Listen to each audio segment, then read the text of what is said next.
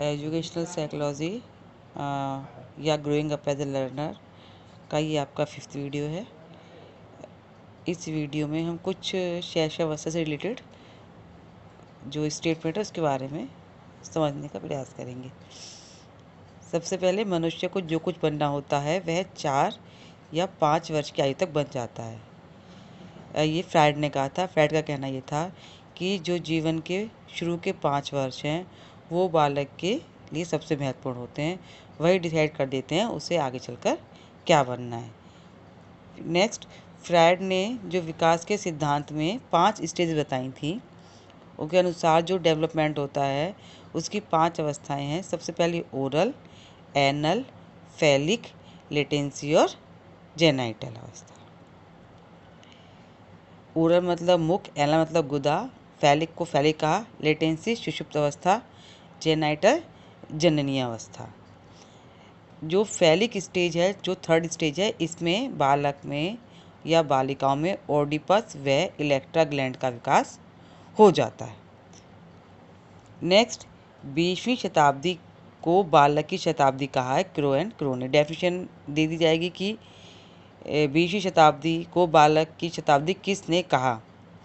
यह है आपकी क्रो एंड क्रू की डेफिनेशन। इन्होंने कहा था कि जो 20वीं शताब्दी होगी वो बालक की शताब्दी होगी। स्ट्रैंग ने कहा कि जीवन के पहले 2 वर्षों में बालक अपने भावी जीवन का शिलान्यास करता है। जब बच्चा जन्म ले लेता है, जन्म के बाद से लेकर 2 वर्ष की आयु तक उसके बहुत ही महत्वपूर्ण जीवन वर्ष होते हैं। ये स्ट्रैंग का कहना था, जिसमें कि वो अपने भावी जीवन में क्या बनेगा उसका बेस तैयार कर लेता है। शैशव अवस्था सीखने का आदर्श काल है। वैलेंटाइन ने कहा था कि जो आपका इन्फेंसी स्टेज है ये सीखने का आदर्श काल है, क्योंकि इसमें बच्चे का माइंड बहुत तेज़ से ग्रो हो रहा होता है। तो बच्चे को जो भी चीज़ हम सिखाने की कोशिश करेंगे वो उस चीज़ को आसानी से सीख सकता है। माइंड काफ़ी ग्रो कर रहा होता है उस बालक का। तो आप जितने ज़्यादा से ज़्यादा उसे सिखाने का प्रयास करेंगे और सही चीज़ें सिखाने का प्रयास करेंगे तो वो उन चीज़ों को सीखेगा जो कि उसके भावी जीवन के लिए बेनिफिट होंगी। नेक्स्ट, मानव विकास की सबसे पहली अवस्था शैशवावस्था। क्वेश्चन आ सकता है कि मानव विकास की सबसे पहली अवस्था क्या है या प्रथम अवस्था क्या है, तो वो है आपकी शैशवावस्था। मूल प्रवृत्तियों की विशेषता पूछ सकते हैं कि मूल प्रवृत्तियों की विशेषता बताइए। जन्मजात, सप्रयोजन व इनके साथ एक संवेग अवस्था जुड़ा रहता है। जो हमारी मूल प्रवृत्तियाँ होती हैं, जो हम बाई बर्थ लेकर पैदा होते हैं, तो उन मूल प्रवृत्ति की विशेषता होती है कि उनका कोई ना कोई प्रयोजन होता है। मैकडूगल ने 14 टाइप की मूल प्रवृत्तियाँ बताई थी। शैशव अवस्था का प्रमुख मनोवैज्ञानिक विशेषता मूल प्रवृत्त्यात्मक व्यवहार। इनकी जो शैशव अवस्था में है बच्चा सिर्फ अपनी जो बेसिक इंस्टिंक्ट होती हैं उसी को पाने के लिए व्यवहार करता है।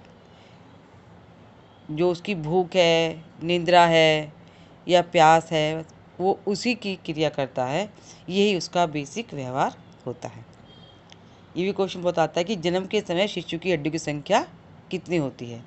तो जन्म के समय शिशु की हड्डियों की संख्या होती है 270 जन्म के समय।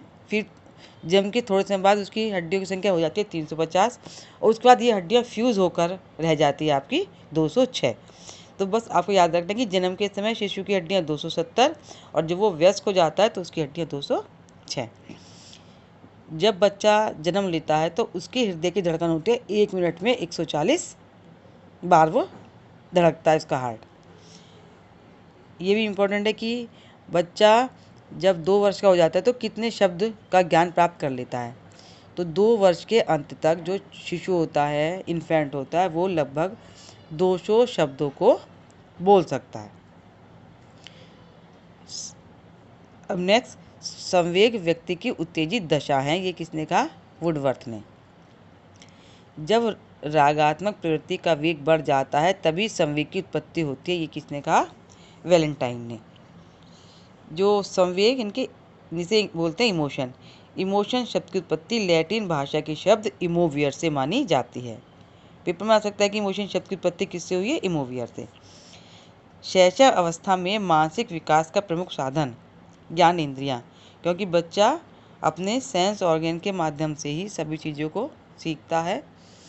तो ज़्यादा से ज़्यादा हम जितना भी बच्चे के सेंस ऑर्गन के माध्यम से कोई भी वर्क कराएंगे तो वो उसका जो मेंटल डेवलपमेंट है वो तेज़ी से होगा। और ऑलरेडी इसका मेंटल डेवलपमेंट ग्रो तेज़ी से हो रहा होता है, तो ज़रूरी है कि हम ज़्यादा से ज़्यादा सेंस ऑर्गन का इस्तेमाल कराएं।